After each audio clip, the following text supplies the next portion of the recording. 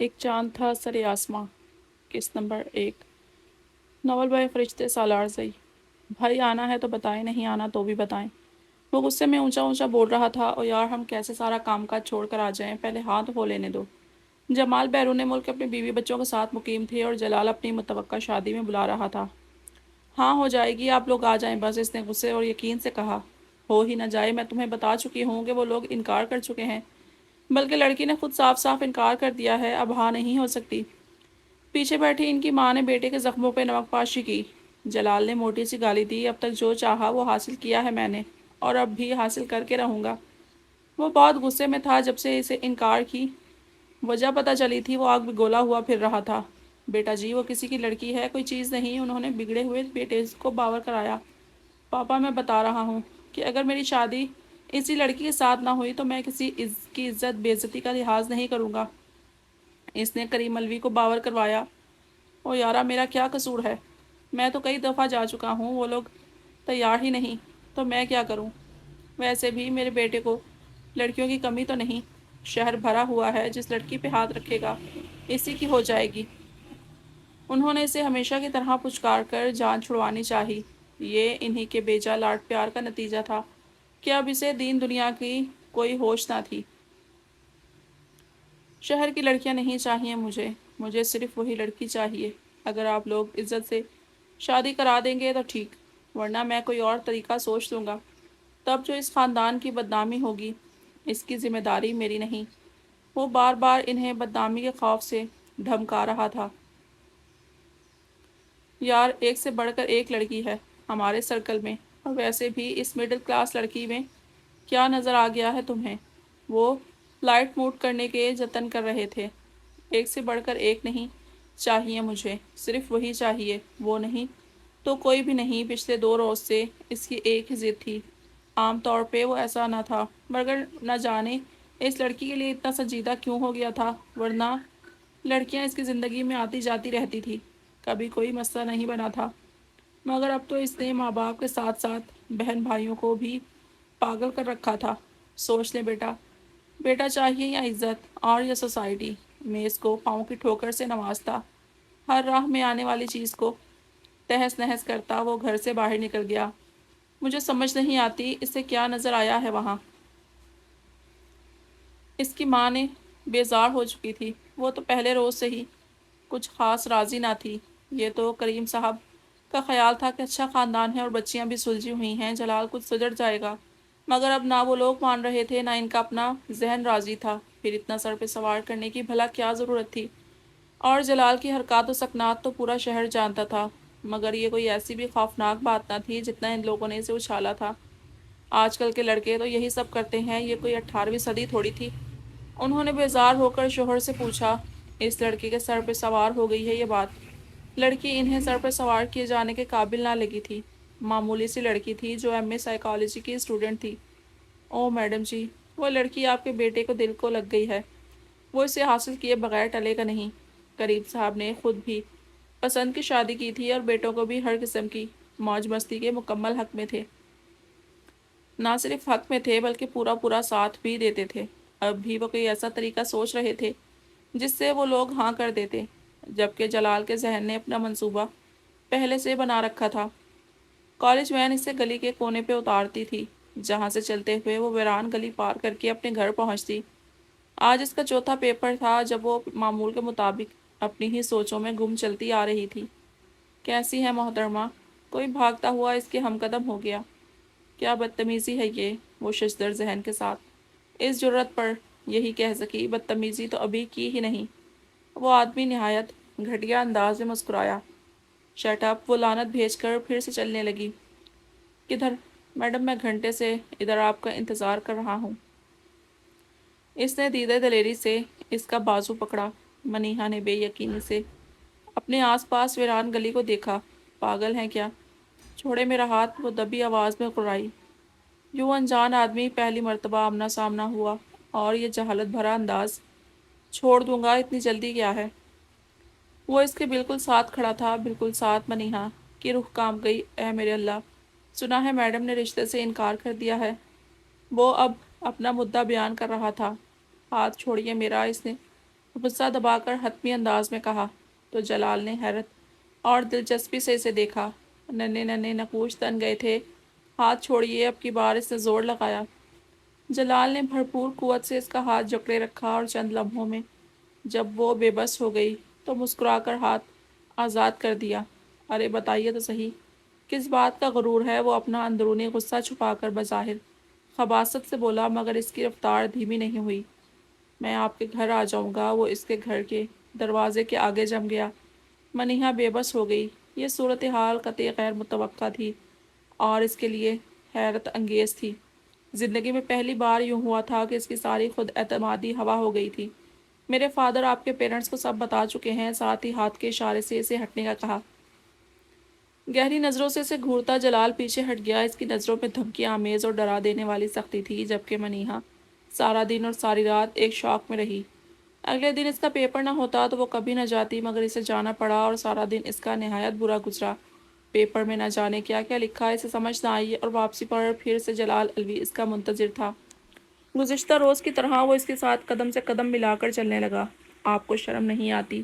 اس کے یکدم ہاتھ پکڑنے پہ اس نے ملامتی انداز میں کہا۔ ساتھ ہاتھ چھڑوانے کی کوشش کی۔ گاڑی میں بیٹھ کے میری بات سنو۔ گلی میں کھڑی اپنی گاڑی کے کھلے دروازے کی طرف اشارہ کیا۔ کیا آپ پاگل ہیں؟ اسے اس بے حیا اور بے شرم انسان کی دیدہ دلیری چونکا گئی۔ گاڑی میں بیٹھو ورنہ۔ وہ اپنے رذیل انداز میں پلٹا۔ منیہا جانتی تھی اس نے انکار کو اپنی انا کا مسئلہ بنا لیا تھا، جبکہ انکل کریم اور ان کی بیوی روزانہ کی بنیادوں پہ آ کر اس کے اماں ابا کی منت سماجت کر رہے تھے۔ ان کا کہنا تھا کہ انہیں اپنے لاپرواہ بیٹے کے لیے کسی اچھے گھر کی نیک سیرت اور نیک طبیعت لڑکی کی تلاش تھی، اور اب انہیں ان کی مراد کا گھر ملا تھا تو وہ کسی صورت خالی ہاتھ نہ لوٹنے والے تھے۔ چچا جی کا بھی یہی کہنا تھا کہ لڑکا صرف لاپرواہ ہے، ورنہ تو کوئی برائی نہیں۔ گھر بار دولت جائیداد کا مالک تھا، پڑھا لکھا بھی تھا۔ ان کے خیال میں امیر گھروں کے لڑکے ایسے ہی ہوتے تھے، جبکہ منیہا اس کا کہنا تھا کہ وہ ایسے کسی شخص سے شادی نہیں کرنا چاہتی جس کے نزدیک دین کی کوئی اہمیت ہی نہ ہو، کہ اسے شکل و صورت اور روپیہ پیسہ نہیں بلکہ کسی نیک سیرت شخص کے ساتھ زندگی گزارنی تھی تاکہ دنیا و آخرت دونوں میں فائدہ ہو۔ آواز مت نکالنا ورنہ میرا کچھ نہیں بگڑے گا۔ ایک جھٹکے سے اس نے منیہا کو گاڑی میں پچھلی سیٹ پہ پھینکا اور ساتھ ہی خود بیٹھ گیا۔ گاڑی کا دروازہ لاک ہو چکا تھا اور منیہا بے یقین پھٹی آنکھوں کے ساتھ اپنے منہ سے اس ظالم شخص کا ہاتھ ہٹانے کے ناکام جتن کر رہی تھی۔ مجھے جانے دیں، وہ لپک کر دروازہ کھولنے کی کوشش کر رہی تھی۔ تو میں ہاں سمجھوں؟ جلال نے اس کا چہرہ اپنی جانب موڑا۔ ہاں، مگر مجھے جانے دیں۔ متوقع بدنامی کی صورت میں اس کا باپ جیتے جی مر جاتا۔ اس کے ذہن میں فی الوقت ایک ہی خیال تھا، وہ بے جان کمزور چڑیا کی مانند پھڑ پھڑا رہی تھی۔ جلال نے اس کا خوف سے سفید پڑتا چہرہ دیکھا اور گاڑی کا دروازہ کھول دیا۔ وہ بھاگی تھی، مگر پیچھے سے جلال کچھ بول رہا تھا۔ آج بھی اقرار نہ ہوا تو انجام کی ذمہ دار تم خود ہوگی۔ خدا کا قہر نازل ہو تم پر، کتے کی موت مرو۔ وہ دروازے کو عبور کرتی بددعا دینا نہ بھولی۔ جلال نے مکہ گاڑی کی چھت پر مارا۔ یہ عورت اس کے لیے انا کا مسئلہ بن گئی تھی۔ بارش کی بوندیں ہولے ہولے زمین پہ اترتی اور پہلی بوندوں کے ساتھ یکجان ہو کر آگے بہنے لگتی۔ قدرت کی اس حسین رحمت کی زمین پہ اترنے کے سر انوکھے اور دل فریب تھے۔ سرسبز پودے اور درخت جو ان کے گھر کے باہر لگے تھے اس ابرِ بارہ میں نہا دھو کر چمک دمک رہے تھے۔ گیلے پروں والے پرندے نیم کے اس گھنے درخت کی شاخوں میں پناہ ڈھونڈ رہے تھے۔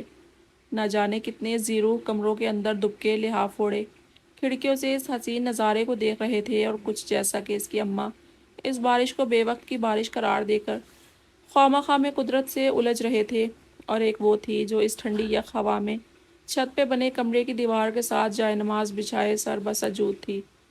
بارش کی کبھی ہلکی اور کبھی تیز بوندیں اس کے سفید دوپٹے میں لپٹے وجود کو پوری طرح بھگو چکی تھیں، جبکہ اس کا سر سجدے سے اٹھنے سے انکاری تھا۔ کتنا لذیذ احساس تھا یہ برستی رحمت میں بھیگے ہوئے اپنے رب کو پکارنا، اس کی مزید رحمت طلب کرنا۔ منیہا اسے یہ احساس ہمیشہ بہت بھاتا تھا، گو کہ اس برستی رحمت کی تیز پھوار کو اپنے جسم پہ سہنا اور نماز کی ادائیگی کرنا وقتی طور پر اس غفار و جبار اور قادر و قہار کی دہشت طاری کر دیتا، مگر پھر بھی بارش کی پہلی بوند گرتی تو اس کا لاشعور اسے سرخ سگنل دینا شروع کر دیتا اور وہ جھڑی لگ جانے کی دعا کرتی۔ اور جو ہی ایک سلسلہ بن جاتا وہ اماں کی گالیوں کے باوجود اوپر بھاگ جاتی۔ اس کی اماں کو ہر موسم کی بارش بن موسم کی لگتی تھی۔ انہیں گیلا گھر، گلی سے جوتوں کے ساتھ آنے والا کیچڑ اور اندر بند ہو جانا کبھی بھی اچھا نہ لگتا۔ ابھی بھی وہ ابا کا گیلا جائے نماز پھیلا کر نیچے آ گئی۔ ابھی شام کو اسے ابا سے سخت ڈانٹ سننی تھی کیونکہ اس نے آج پھر ان کا جائے نماز گیلا کر دیا تھا۔ پچھلی مرتبہ بھی ابا سخت غصہ ہوئے اور اس نے کچھ ڈرتے اعتراف کیا تھا کہ یہ غلطی اسی سے سرزد ہوئی۔ ابا وہ میں باہر لے کر گئی تھی تو بارش میں گیلا ہو گیا۔ الو کی پٹھی، یہ کوئی چھتری ہے جو تم بارش میں لے کر گئی تھی؟ ابا کا پارا آسمان تک پہنچ گیا۔ وہ سمجھے کہ اس نے بھیگنے سے بچنے کے لیے جائے نماز اوڑھا اور حسب معمول اماں کی بلند گالیاں شروع ہو گئیں۔ آج بھی ایسا ہی ہوا۔ ہائے اللہ، اتنی کم اولاد دی، مگر جو دی وہ تو کوئی سواد کی دی ہوتی۔ باہر رہو، خبردار جو یہ گیلے کپڑے لے کر اندر آئی تم۔ اماں نے اسے ہال کے مرکزی دروازے کے باہر رکنے پہ مجبور کیا۔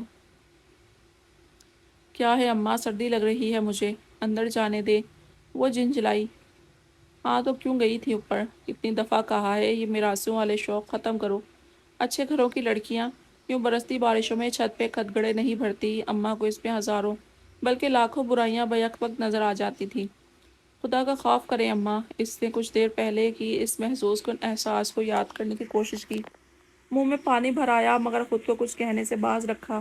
ویسے بھی اماں کو اس شغل کا کہاں پتہ تھا۔ تو مجھے خوف نہ سکھا اور باہر ہی رہ جب تک تیرے کپڑے سوکھ نہیں جاتے۔ اماں نے اپنے موضوع سے ہٹنا مناسب نہ سمجھا۔ ایک تو یہ بن موسم کی بارش سارا نظام زندگی درہم برہم کر دیتی ہے۔ اماں کی بڑبڑاہٹیں پھر سے شروع ہوئیں اور وہ مجبوراً کپڑوں کے سوکھنے کا انتظار کرنے لگی۔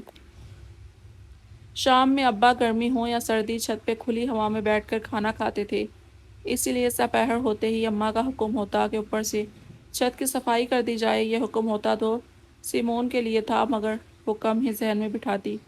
اول تو جاتی ہی نہیں تھی اور اگر جاتی بھی تو تب جب ابا جا کر اوپر بیٹھ چکے ہوتے۔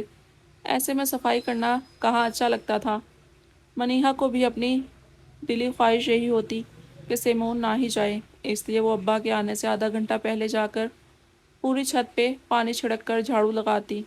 اسے بڑا بننے کا ہرگز کوئی شوق نہیں تھا، بلکہ یہ اس کے ابا کا اس سے اپنی پوشیدہ محبت کا اظہار کرنے کا ایک طریقہ تھا، کیونکہ اس کا ماننا تھا یہ اظہار محبت زبان سے نہیں بلکہ عمل سے کرنا چاہیے۔ ابھی بھی وہ جھاڑو لگا کر فارغ ہوئی، کمر کے گرد باندھا دوپٹہ کھول کر جھاڑا اور جھاڑ کر فلمی انداز میں ہوا میں اچھال کر اپنے اوپر اوڑھا۔ وہ اپنے ہی دھیان میں تھی لیکن لاشعوری طور پر اس نے مڑ کر پیچھے چچا جی کی چھت پہ دیکھا۔ وہاں تو کوئی نہیں تھا، مگر کچھ عجیب احساس کے تحت اس نے آس پاس چاروں جانب نظریں دوڑائیں۔ چچا جی کے گھر سے اگلے 2 منزلہ مکان کی چھت پہ ایک لڑکا ہاتھ میں سگریٹ لیے کھڑا اس کی اسکیننگ کر رہا تھا۔ ایک لمحے کے لیے شدید بیزار ہوئی اور شاید یہی تاثرات اس کے چہرے سے بھی ظاہر ہو رہے تھے، مگر عجیب ڈھٹائی کے ساتھ اس لڑکے نے بجائے شرمندہ ہونے کے ایک ادا سے سگریٹ کا ایک گہرا کش لگا کر دھواں اس کی جانب اچھالا۔ ادھ کھلی آنکھوں کے ساتھ ہاتھ میں دبا سگریٹ اور منہ سے اچھالا گیا دھواں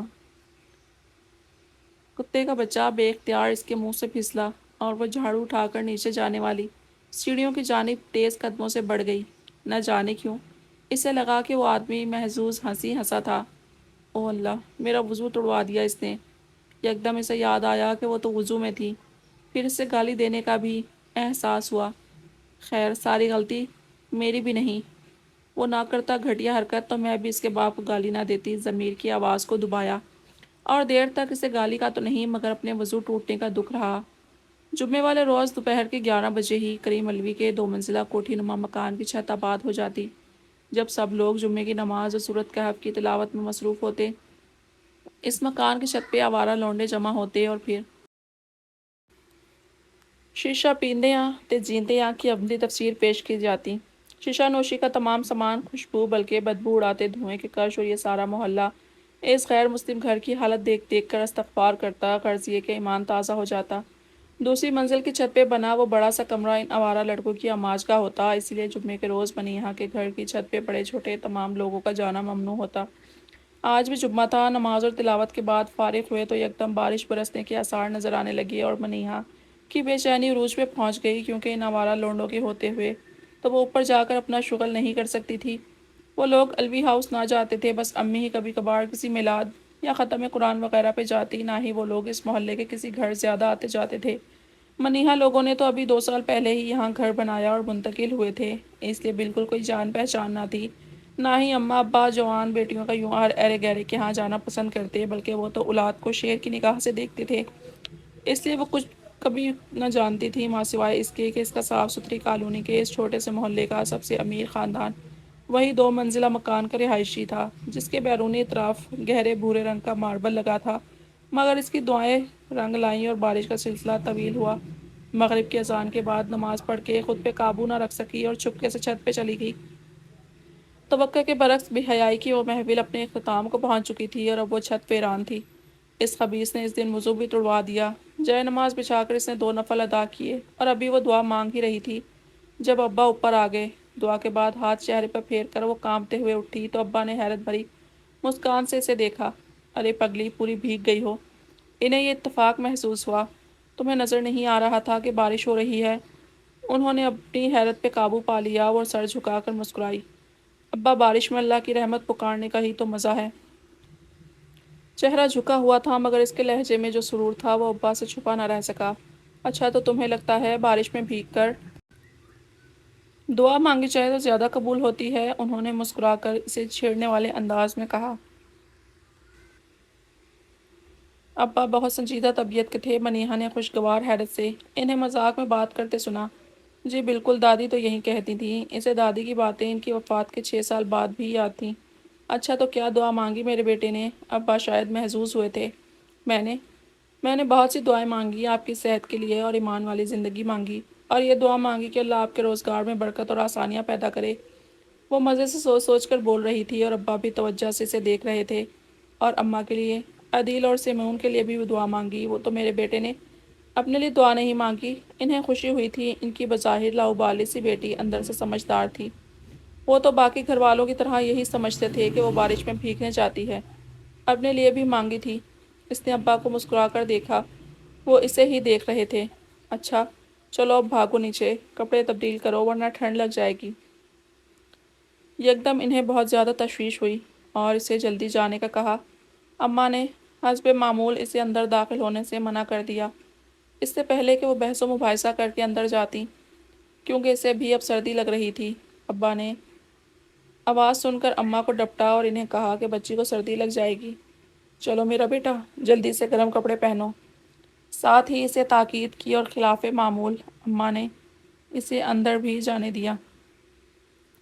لگتا ہے بیٹی کے ساتھ ساتھ باپ کا بھی دماغ الٹ گیا ہے۔ اماں کی بڑبڑاہٹیں جاری تھیں اور منیہا پہ ایک سرشارسی کی سی کیفیت طاری رہی جو کہ کئی دنوں تک رہی۔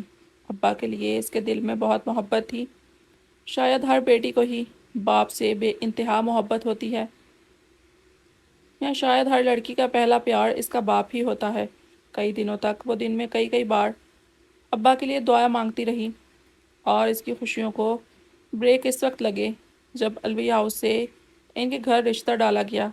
پہلے پہل تو اماں ابا نے آپس میں ہی بات رکھی، مگر ایک گھر میں رہتے ہوئے کب تک بات پوشیدہ رہ سکتی تھی، اور خاص طور پر تب جب کریم انکل اور ان کی بیوی 3 دن بعد دوبارہ آ پہنچے۔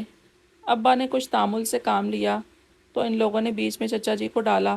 ابا جی تو کچھ خاص رضامند نہ تھے، مگر چچا جی کا خیال تھا کہ یہ رشتہ بہت اچھا تھا، خاص طور پہ اس وقت جب دونوں بھائیوں کو بٹھا کر کریم الوی نے یہ توجہ پیش کی کہ بڑے بوڑھے کہتے ہیں گھر بسانا ہو تو کوئی خاندانی نیک سیرت عورت گھر لاؤ، وہ تمہارے تباہ حال گھر کو بھی جنت بنا دے گی۔ ابا تو صاف کہہ گئے کہ آپ کے اور ہمارے گھر کے ماحول میں بہت فرق ہے، ہماری بچیاں اس انداز زندگی کو نہ اپنا سکتی ہیں، نہ ہی ان کی اس کے مطابق تربیت کی گئی ہے۔ مگر کریم صاحب تو بازید ہی ہو گئے۔ کالونی کے چند ایک اور بزرگ بھی ان کی طرف سے آئے تو ابا نے فیصلہ تک پہنچانے کا ارادہ کیا، اور جب منیہا سے پوچھا گیا تو ابا کے سامنے تو وہ نہ بولی، مگر اماں کو صاف منع کر دیا۔ بے شک وہ الوی فیملی کو نہ جانتی تھی، مگر ان کی غائبانہ شہرت تو اس تک بھی پہنچ چکی تھی۔ جمعے کے روز وہاں جو شیشے کا اڈا آباد ہوتا تھا وہ بھی کسی کی آنکھوں سے ڈھکا چھپا نہ تھا۔ اوپر سے اس روز اس لڑکے نے جس طرح نہایت واہیات حرکت کی تھی، اس کے بعد تو وہ ایسے کسی آدمی کو بحیثیت شوہر قبول ہرگز نہ کرتی، مگر ابا تک اس کا انکار پہنچا تو انہوں نے صاف انکار کر دیا، اور جب الوی فیملی کا اظہار بڑھا تو ابا نے صاف کہہ دیا ہماری بچی اس رشتے پر راضی نہیں، اور تب یہ انکار اس کے گلے کی ہڈی بن گیا۔ جلال الوی نے منیہا کی توقعات کے مطابق نہایت گھٹیا برتاؤ کیا۔ وہ بری طرح خوفزدہ ہو گئی۔ اب اس کو بالکل اندازہ نہیں تھا اسے کیا کرنا چاہیے۔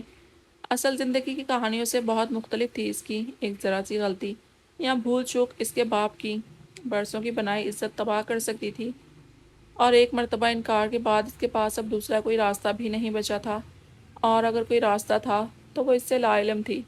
اگر اماں کو اس کی حرکت کے بارے میں بتاتی تو انہوں نے سارا ملبہ اس کے سر پہ رکھ دینا تھا، اور ابا کو بتاتی تو وہ نہ جانے کیا کرتے، یقیناً بےحد پریشان ہو جاتے۔ اسے میں وہ کیا کر سکتے تھے؟ الوی خاندان ہر لحاظ سے ان سے طاقتور تھا، اور اس معاشرے میں مرد قتل بھی کر دے تو بدنام نہیں ہوتا، لیکن عورت کی آہ بھی سنائی دے تو لوگ ہزاروں کہانیاں گڑھ لیتے ہیں۔ آخر حالات ابا تک بھی پہنچ گئے، اور حسب توقع وہ عزت دار آدمی اتنا پریشان ہوا کہ منیہا کو اپنا آپ مجرم لگنے لگا، مگر ایک بات کی اسے ابھی تک سمجھ نہیں آئی تھی کہ ان کے انکار کا اتنا مسئلہ کیوں بنایا گیا۔ ابا کی تشویش اس کی سمجھ میں آ چکی تھی۔ وہ آہ بھی نہ کرنا چاہ رہے تھے کیونکہ معاملہ ان کی بیٹی کا تھا۔ لوگ تو لڑکی ہی کو قصوروار ٹھہراتے ہیں، اور تب ان کی پھول سی پاکیزہ معصوم بچی معاشرے میں بدنام ہو جاتی تو وہ کس کس کو وضاحت دیتے، کس کس کو بتاتے کہ ان کی بیٹی بے قصور ہے، اور وہ آوارہ میرزادہ ان کے انکار کو اپنی انا کا مسئلہ بنا چکا تھا۔ کریم الوی اور ان کے بیٹوں خصوصاً جلال کی حرکتیں ان سے ڈھکی چھپی نہیں تھیں۔ پھر جب انہوں نے ڈھکے چھپے الفاظ میں اس بات کے متعلق اپنے بھائی سے مشورہ کیا تو اس نے اپنا موقف دہرایا۔ ان کے خیال میں یہ رشتہ اچھا، اور منیہا سعادت مند اور نیک بچی تھی۔ وہ یقیناً اس لڑکے کو سدھار لیتی، مگر یہ بھول گئے کہ جو شخص اپنے ماں باپ کے کہنے پہ راہ راست پہ نہیں آتا وہ ایک عورت کے لیے کیوں کر آئے گا۔ اور جب ابا نے اسے بلا کر مجبور لہجے میں سمجھانے کی کوشش کی تو وہ کچھ بول نہ سکی۔ جو مجبوریاں ابا اسے بتانا چاہ رہے تھے ان سے تو وہ پہلے سے آگاہ تھی۔ اسے پتا تھا کہ الوی ہاؤس والے بہت اثر و رسوخ والے تھے، اور ویسے بھی یہ پتا تھا کہ اس کے ساتھ اس کی بہن کی زندگی بھی تاریک ہو جاتی، اور ایسے میں اس ایک کی خوشی کی خاطر اس کا سارا خاندان تباہ ہو جاتا۔ اس نے اپنی زندگی اور اپنی خوشی کی قربانی کی خاموش دی اور خاموشی سے قبول کر لی۔ اسے ابا کے جھکے کندھے قبول نہیں تھے، اسی لیے اس نے اپنا سر جھکا کر نکاح نامے پر دستخط کر دیے۔ شادی جس طرح سے آنن فانن ہوئی تھی کچھ بھی ڈھنگ سے نہ ہو سکا، مگر اس مختصر تقریب کے بعد جو ہی اس نے الوی ہاؤس میں قدم رکھا تو جانا کہ وہ لوگ تو بہت سی تیاریاں کر چکے تھے۔ مرکزی دروازے سیڑھیوں کے سامنے تک سرخ پھولوں کی روش بنائی گئی تھی جو رو رو کر نڈھال ہو چکی تھی۔ اب حیران پریشان تھی۔ اپنے گھر سے یہاں تک کا مختصر سا فاصلہ صدیوں کی مسافت محسوس ہوا۔ پورا راستہ وہ الرؤف کے اسم حسنیٰ کے اپنے رب کو پکارتی رہی، گو کہ اس گھر سے اس شادی سے اس کی کوئی اچھی امید وابستہ نہ تھی، مگر اس نے اپنے رب سے بہت سی امیدیں تھیں۔ جلال الوی جس کے نام اس نے اپنے تمام حقوق لکھ دیے تھے، اس کا جذبات کا خانہ ابھی بالکل خالی تھا۔ نہ دل میں محبت تھی نہ ہی نفرت، لیکن ایک جذبہ بہت زور آور تھا، اور وہ تھا خوف۔ وہ بے حد خوفزدہ محسوس کر رہی تھی۔ گھر میں کافی سارے لوگ تھے، جلال کی بہن، بھابیاں، بھائی اور بہنوئی، اس کے کچھ کزنز، اور ان کے خاصے کھلے ڈھلے مذاق اسے مزید خوفزدہ کر رہے تھے۔ صوفے پہ اس کے قریب جو دوسرا وجود بیٹھا تھا وہ لاشعوری طور پر اس سے دور بیٹھنے کی کوشش کر رہی تھی، اور اس کو جلال سے کا سامنا کرنے سے خوف آ رہا تھا۔ چلو بھائی، دلہن کو اس کے کمرے میں چھوڑ دو، کمزور سی ہے، تھک گئی ہوگی۔ آنٹی نے نہ جانے مذاق کیا تھا یا احساس، مگر سب کے کہے کہے اسے مزید ہولائے دے رہے تھے۔ ایسی صورتحال میں شاید دلہنیں شرماتی ہوں گی، مگر اس کی جان لبوں تک آ گئی تھی۔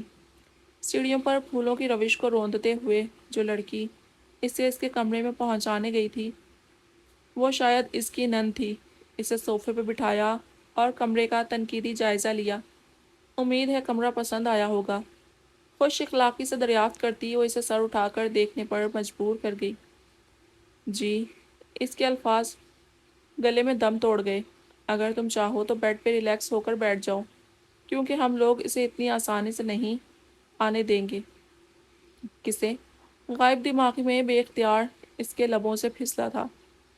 تمہارے شوہر کو۔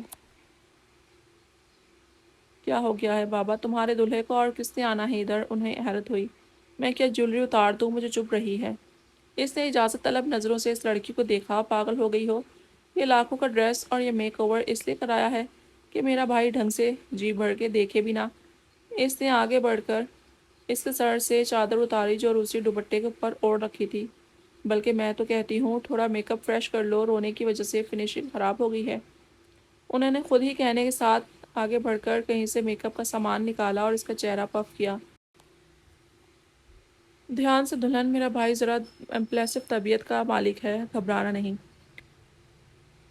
اپنے کام سے فارغ ہو گئے۔ انہوں نے بظاہر شرارت سے آنکھ دبا کر کہا تو منیہا کی رہتی سہتی ہمت بھی جواب دے گئی، اور اس کے بعد جو انہوں نے مزید چند باتوں کی تاکید کی اس سب کی تو منیہا کے کانوں سے دھواں نکال دیا۔ وہ تو چلی گئی مگر اسے محسوس ہوا جیسے وہ کچھ دیر میں بے ہوش ہو جائے گی۔ نہ جانے اس کے ساتھ کیا معاملہ کیا جائے، وہ جلال کے ساتھ کس طرح پیش آئے گی، اسے اس بات کا بھی کوئی اندازہ نہ تھا۔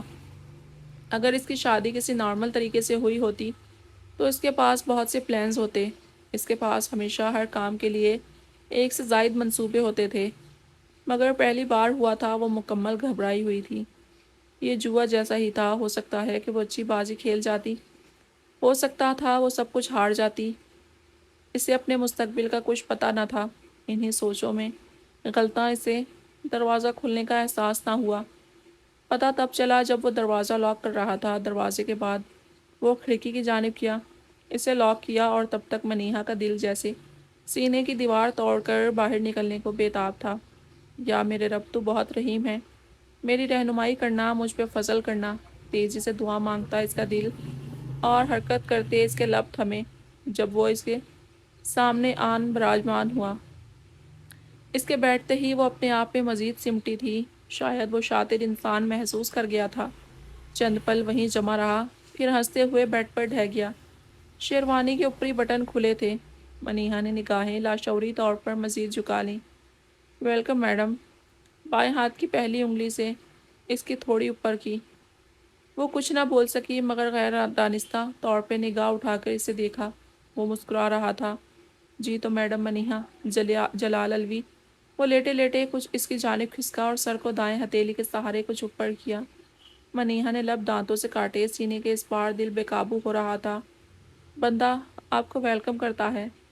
بایاں ہاتھ سینے پر ٹکا کر یوں کہا جیسے دونوں کی برسوں کی محبت ہو اور قربانیوں کے بعد یہ وقت دیکھنا نصیب ہوا ہو۔ خوبصورت بھی ہیں آپ۔ منیہا کو محسوس ہوا وہ اس کی حالت کا مزہ لے رہا تھا۔ دل ڈوب کر ابھرا، مجھے اندازہ نہیں تھا کہ یہ مغرور بد مزاج لڑکی حسین بھی ہے۔ آگے بڑھ کر اس کے گلے میں موجود ہار کو چھوا تو وہ تڑپ کر پیچھے ہوئی۔ اتنی دست درازی اور اس آدمی کا قہقہا بہت بلند تھا۔ چند پل ہنسنے کے بعد وہ سیدھا ہو بیٹھا۔ آپ ہی کہہ رہی تھی کہ تم کچھ انکمفرٹیبل ہو، کیا خوش نہیں ہو؟ ایسے پوچھا جیسے ہر بات سے لا علم ہو۔ منیہا نے اپنی دھڑکن پر قابو پا کر اسے دیکھا۔ وہ اس کی جانب متوجہ تھا۔ مطلب خوش نہیں ہو؟ اسے مسلسل خاموش دیکھ کر اس نے خود ہی اندازہ لگایا۔ جی نہیں۔ وہ ہکلا کر رہ گئی تو وہ کچھ نہ بولا۔ میں بڑا ایکسائٹڈ تھا تمہیں دیکھنے کے لیے، بڑے سکون سے بتایا جیسے تذکرہ کر رہا ہو، ساتھ ہی ہاتھ بڑھا کر اس کے کان کے بندے کو چھوا۔ منیہا اب کی بار پھر کچھ پیچھے ہوئی۔ وہ پھر محظوظ ہوا اور اس کے بعد اس نے کوئی چھوٹی موٹی گستاخی کرنے کے بجائے براہ راست اس کا گال چوما۔ سارا لحاظ بالائے طاق رکھ کر وہ جنگلی انداز میں بستر پر پیچھے کو کھسکی۔ جلال پلیز نہیں، ساتھ ہی بے ساختہ اس سے درخواست کی۔ دوسری جانب وہ بھی یوں بیٹھ گیا جیسے اسے بھی کوئی جلدی نہ ہو۔ کیوں، ابھی بھی کوئی اعتراض ہے؟ وہ آنکھیں سکیڑے پوچھ رہا تھا۔ منیہا نے لاشعوری طور پر براہ راست اس کی آنکھوں میں دیکھا۔ وہاں سختی نہیں تھی، وہ سرشار تھا۔ شاید اس کی ضد جو پوری ہو گئی تھی۔ جو اسے چاہیے تھا وہ اس کی دسترس میں تھا۔ اس کے بستر پر وہ عورت بیٹھی تھی جو اسے ہر صورت چاہیے تھی۔ مرد کے لیے اس سے زیادہ سرشاری کا لمحہ کیا ہو سکتا تھا؟ نہیں۔ اس نے دوپٹہ پھر سے سر پر جما کر اس کا کونا تھاما تو پھر وہ شیروانی کے باقی ماندہ بٹن کھولنے لگا۔ میری ایک شرط ہے۔ مطلب میری ایک وش ہے۔ یکدم اسے احساس ہوا کہ شرط کا لفظ اسے برا بھی لگ سکتا تھا۔ اوہ سیریسلی؟ وہ حیران ہوا۔ منیہا نے تھوک نگلا اور اپنے بے قابو ہوتے دل کو قابو کرنے کی ناکام کوشش کی۔ جی میرا مطلب آپ پہلے میری بات مانیں، پھر جو آپ کہیں گے میں وہ مانوں گی۔ سر جھکا کر اس نے اپنا سرخ چہرہ چھپانے کی ناکام سی کوشش کی۔ اگر نہ مانوں تو؟ شرط اس کی انا پہ کاری لگی، مگر منیہا نے خود کو کمزور نہیں پڑنے دیا۔ اللہ اس کی مدد کر رہا تھا۔ اگر یہ آدمی پرانی کوئی بات بیچ میں نہ لا رہا تھا تو اسے کیا ضرورت تھی بیکار کا جھگڑا کرنے کی۔ اس کے ہاتھ میں صرف ایک کوشش تھی جو اسے اس بدحال اور آزاد منش انسان سے بچا سکتی تھی، اور وہ یہ کوشش کر رہی تھی۔ اس نے کوشش کرنے کا فیصلہ کر لیا تھا۔ اگر آپ میری بات نہیں مانیں گے تو میں بھی نہیں مانوں گی، دل فریب سے انداز میں طرح دکھایا۔ اوہ واقعی اگر میں اپنی منوا لوں تو؟ آپ ایسا نہیں کریں گے، منیہا نے یقین سے کہا، اور یہ یقین جلال پہ نہیں بلکہ اسے اپنے اللہ پر تھا۔ وہ یقیناً اسے یوں ضائع نہ کرتا۔ جلال کو بھی اب اس دلچسپی ہو رہی تھی اس لڑکی سے ایسے کسی رویے کی امید لگائے تو نہ بیٹھا تھا۔ وہ تو یہی سوچ رہا تھا کہ لڑکی اسے لعنت ملامت کرے گی اور وہ اپنی طاقت ثابت کرے گا، یا یہ بھی سوچا کہ شاید وہ اپنے سابقہ رویے کی معافی مانگے۔ اس صورت میں بھی جلال نے یہی سوچا تھا کہ پہلے اسے اپنا آپ دکھائے گا، مگر یہ تو شرطیں رکھ رہی تھی جو کہ اس نے قطعی طور پر گمان نہ کیا تھا۔